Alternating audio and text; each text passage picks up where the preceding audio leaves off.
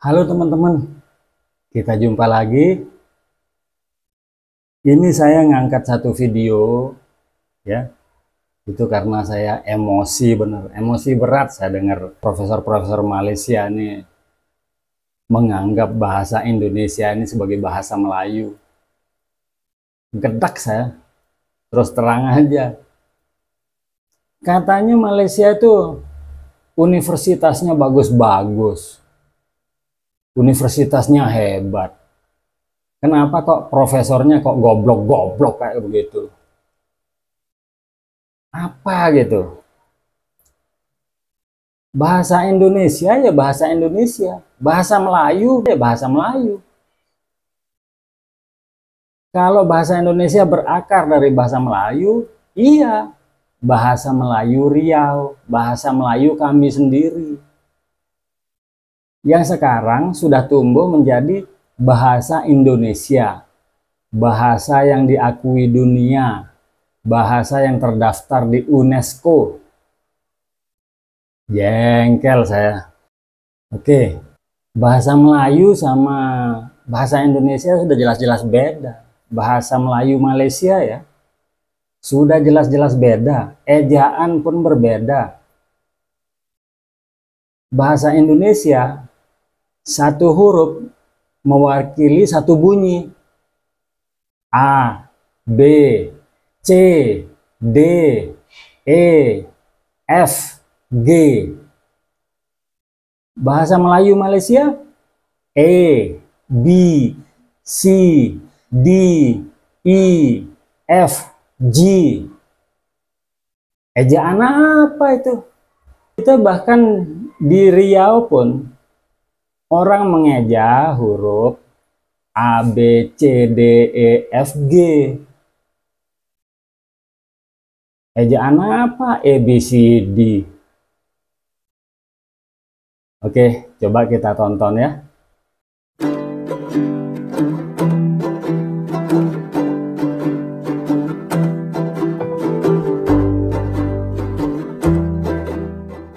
Bahasa Melayu tersenarai sebagai 10 bahasa utama yang digunakan dalam internet. Goblok. Hai guys, jumpa lagi. Kali ini kita akan membahas bahasa Melayu Malaysia dan bahasa Indonesia. Bentar dulu. Saya senangnya sama tren Publika ini karena semangat nasionalismenya itu tinggi sekali. Suka saya. Pokoknya siapapun anak bangsa Indonesia yang mempunyai semangat nasionalisme tinggi, nah itu saya pasti senang aja.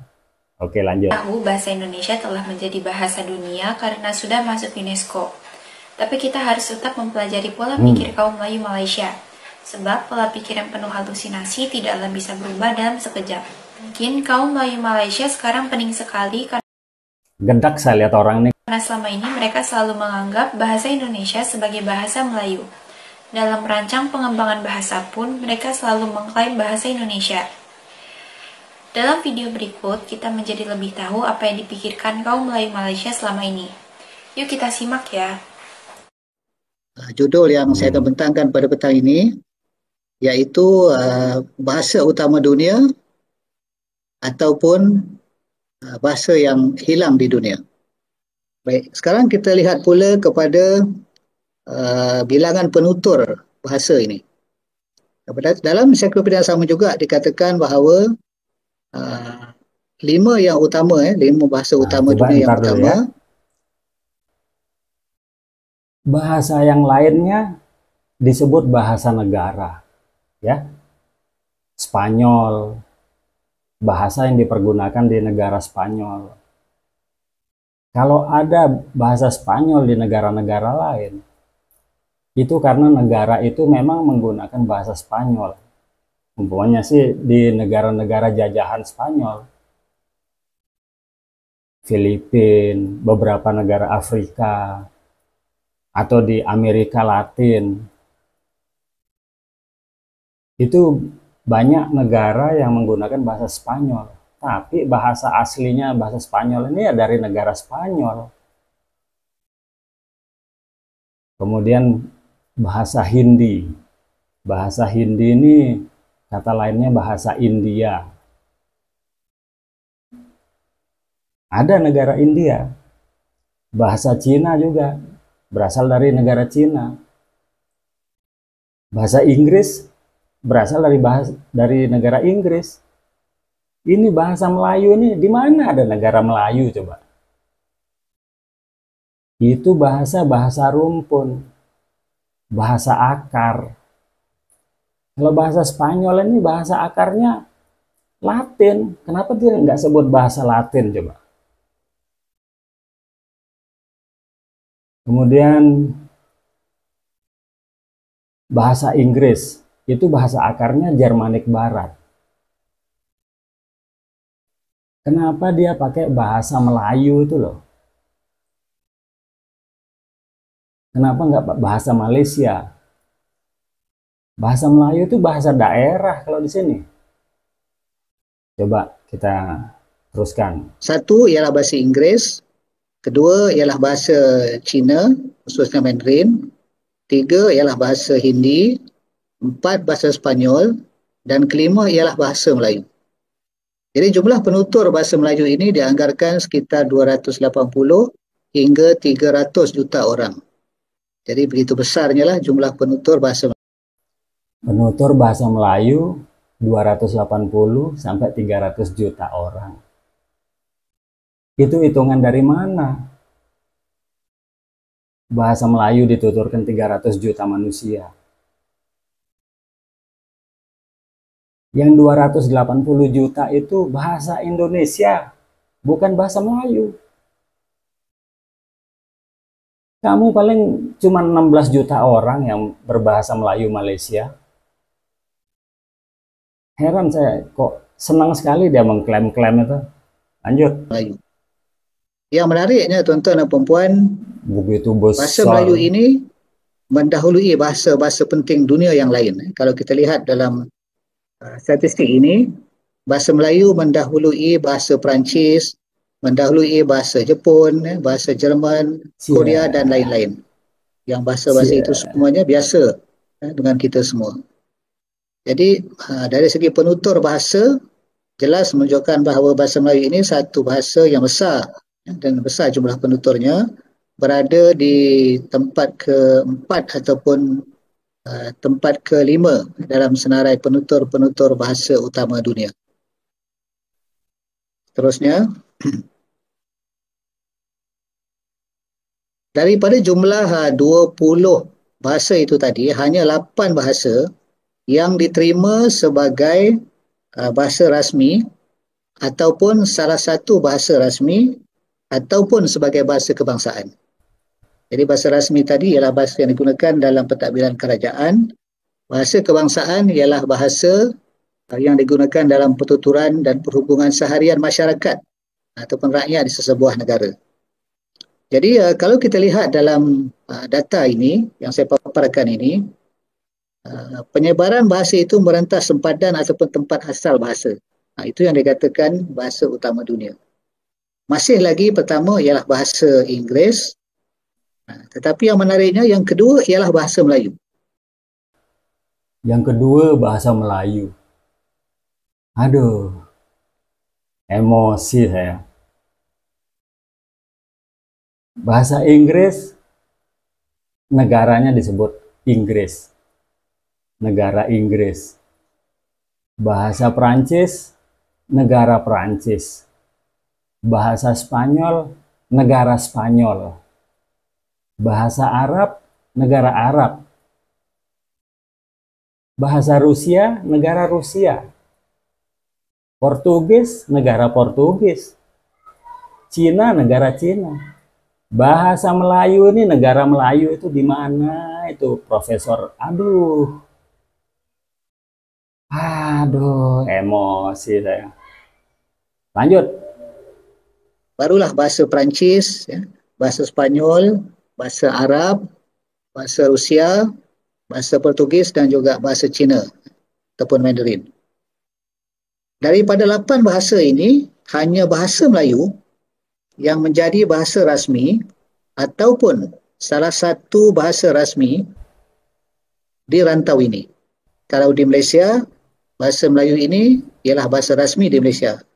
Kalau di Singapura, bahasa ini ialah salah satu daripada bahasa rasmi di Singapura. Kerana ada juga bahasa Mandarin dan bahasa Hindi di Singapura. Begitu juga di Indonesia dan juga di negara Brunei. Di Indonesia bukan bahasa Melayu. Di Indonesia itu bahasa Indonesia. Paham nggak? Aduh. Oke. Darussalam. Jadi Pak Maman ada di sini ya, di Indonesia. Di sana dinamakan bahasa Indonesia. Tetapi masih dalam rumpun bahasa Melayu. Jadi itulah kehebatan bahasa Melayu ataupun bahasa Indonesia ini diterima sebagai bahasa rasmi ataupun sebagai salah satu bahasa rasmi, dan kalau di Malaysia diterima juga sebagai bahasa kebangsaan. Ya, begitu juga di Singapura. Kalau di Singapura kita lihat di sana lagu Singapura pun dalam bahasa Melayu. Majulah Singapura. Jadi ini menunjukkan bahawa bahasa Melayu ini diterima bukan saja di Malaysia ataupun Indonesia, tapi juga di negara Singa ataupun Singapura. Baik, sekarang kita lihat pula beberapa ciri yang dikatakan menjadi penanda kepada bahasa utama dunia. Kalau kita lihat bahasa utama dunia yang lazimnya kita ketahui, bahasa Inggeris, Sepanyol, Perancis, Rusia, Portugis dan Arab. Bahasa Melayu tak dikatakan bahasa utama dunia. Adakah itu betul ataupun tidak? Ya bukanlah. Yang bahasa utama dunia itu bahasa Indonesia lah. Kita lihat beberapa ukuran ataupun kriteria yang mengatakan bahasa itu sebagai bahasa utama dunia. Satu tadi ialah dari segi jumlah penutur bahasa. Sebagaimana yang saya katakan awal tadi, jumlah penutur bahasa. Kalau jumlah penutur bahasanya besar, itu boleh dikatakan sebagai ukuran bahasa utama dunia. Jadi bahasa Melayu tadi memang jumlah penuturnya besar, hampir 300 juta penutur. Ciri yang kedua ialah taraf bahasa itu, sama ada sebagai bahasa rasmi ataupun sebagai bahasa kebangsaan. Yang ketiga ialah status atau kepentingan bahasa itu sebagai perhubungan antara bangsa merentas sempadan negara. Yang keempat ialah bangsa pengguna bahasa itu. Kalau kita lihat, ada dikatakan bangsa yang menggunakan bahasa dunia ini bangsa yang maju. Tetapi ciri yang kelima ialah cara penyebaran bahasa itu merentas sempadan asal. Sebentar guys, tampaknya hampir semua ahli bahasa di Malaysia berpikiran untuk mengklaim bahasa Indonesia selama ini. Jadi ada baiknya kita menganggap bahwa yang dipaparkan itu sebetulnya bahasa Indonesia, bukan bahasa Melayu Malaysia. Yuk kita lanjut ya. Jadi dapatlah kita lihat di sini, kalau kita nak mengatakan bahasa Melayu ini sebagai bahasa utama dunia, ya memang ada benarnya bahawa bahasa Melayu boleh kita letakkan sebagai bahasa kelima atau bahasa keempat terbesar dan penting di dunia. Bukan hanya digunakan di Malaysia, tapi juga di Indonesia, di Brunei Darussalam, Singapura, Selatan Thailand dan juga di rantau ini. Yang kedua, di seluruh dunia juga sudah terdapat lebih daripada 130 pusat pengajian bahasa Melayu. Di Eropah, Amerika Syarikat, China, Jepun, Rusia, Korea, Australia, New Zealand dan juga negara-negara lain di luar kawasan asal bahasa ini. Bahkan sekarang ini juga kita sudah ada kursi pengajian Melayu, kursi pengajian Melayu di luar negara. Antaranya ialah di dulu kita pernah ada di Universiti Leiden di Belanda, University Ohio di Amerika Syarikat, kemudian Victoria University, Wellington, New Zealand, di Hankook University di Korea Selatan, dan juga di BFSU, Universiti Pengajian Asing di Beijing, China. Jadi itu antara tempat ataupun mana ada kursi pengajian Melayu. Dan rakan-rakan kita yang bertanding dalam pertandingan pidato antarabangsa bahasa Melayu, kebanyakannya dulu pernah belajar di beberapa universiti yang saya katakan tadilah. Dan pelajar-pelajar asing di Malaysia yang mengikuti pengajian bahasa Melayu juga banyak. Lebih kurang 6,000 orang pelajar asing yang ada di universiti kita, sama ada di universiti awam ataupun swasta di Malaysia. Jadi itulah Bahkan di China juga kami difahamkan ada sekitar 15 institusi pengajian Melayu yang menawarkan, universiti yang menawarkan pengajian Melayu. Jadi itulah betapa besarnya peran kedudukan bahasa Melayu ini di luar daripada rantau ini. Seterusnya, kita juga lihat berpuluh-puluh ribu buku-buku dalam pelbagai bidang yang ditulis dalam bahasa Melayu. Itu semua adalah buku-buku ilmu tinggi. Buku sains, teknologi, falsafah, sosiologi, ekonomi, dan juga lain-lain bidang itu semuanya ditulis dalam bahasa Melayu. Jadi sebenarnya kekuatan suatu bangsa itu memanglah terletak kepada kepandaiannya berfikir secara kreatif dan juga produktif dalam bahasa mereka sendiri. Jadi kalau sebuah negara, contohnya negara Malaysia, ingin maju haruslah dengan acuan kita sendiri, kita berfikir dalam bahasa kita, iaitu dalam bahasa Melayu, mengarang, mencipta ilmu dan juga sains dan teknologi dalam bahasa Melayu. Jadi itulah kekuatan bangsa Melayu kepada bahasa Melayu itu sendiri. Baik, seterusnya kita lihat. Jadi cita-cita kita semua, bahkan sasaran Dewan Bahasa dan Pustaka Malaysia juga sejak 20 tahun yang lalu, ialah nak menjadi kedudukan bahasa Melayu yang ada dalam internet. Memang kalau kita melayari internet ni ada macam-macam data yang boleh kita dapat. Jadi tidak dapat dipastikan adakah data ini berdasarkan kajian yang tuntas ataupun berdasarkan kajian yang sekali imbas sahaja. Pertama, saya nak kongsi dengan tuan-tuan dan puan-puan tentang bahasa yang digunakan di internet. Menurut satu kajian oleh Nicholas Sitanis Language Insights, kita lihat bagaimana 10 bahasa utama yang digunakan di internet pada tahun 2021. Kalau dilihat di sana, bahasa Melayu menduduki tempat yang ke-6. Bahasa Melayu ada 98.9 juta pengguna secara dalam talian. Jadi data ini data pada 17 Januari 2021. Jadi mungkin tak ada orang percaya bahawa bahasa ini termasuk dalam senarai. Apabila saya katakan bahasa Melayu ini sebenarnya ialah bahasa Melayu termasuk bahasa Indonesia. Jangan sebut bahasa Indonesia bahasa Melayu. Bahasa Indonesia bahasa Melayu beda. Kenapa kok ngotot sekali? Berjuang sendirilah memartabatkan bahasa Melayu. Indonesia sudah maju. Jangan mendompleng. Kamu ini. Jadi bahasa Melayu Malaysia dan Indonesia menduduki tempat ke-6 sebagai bahasa yang digunakan di internet, iaitu 98.9 juta pengguna dalam talian. Jadi kalau kita lihat ini memang penggunaan bahasa Melayu ini agak besar jugalah. Cumanya kalau banding dengan bahasa Inggeris dan bahasa Cina, memang mereka lebih besar, 25% dan juga 20%. Kita hanya 4.1% sama dengan bahasa Portugis. Apapun, bahasa Melayu tersenarai sebagai 10 bahasa utama yang digunakan dalam internet. Begitulah guys, mimpi-mimpi Profesor Melayu Malaysia mengenai bahasa Melayu. Emang iya. Nah, sekarang mungkin para ahli bahasa Malaysia akan pusing memikirkan nasib bahasa Melayu Malaysia. Atau bisa saja mereka tetap meneruskan mimpinya dan menganggap seolah negara, bangsa, dan bahasa Indonesia tidak ada. Menganggap semuanya serba Melayu, itu terserah mereka. Yang pasti, bangsa Indonesia telah berhasil membawa bahasa Indonesia jadi bahasa dunia. Benar. Terima kasih sudah menonton sajian kami. Sampai jumpa Sama-sama. lagi.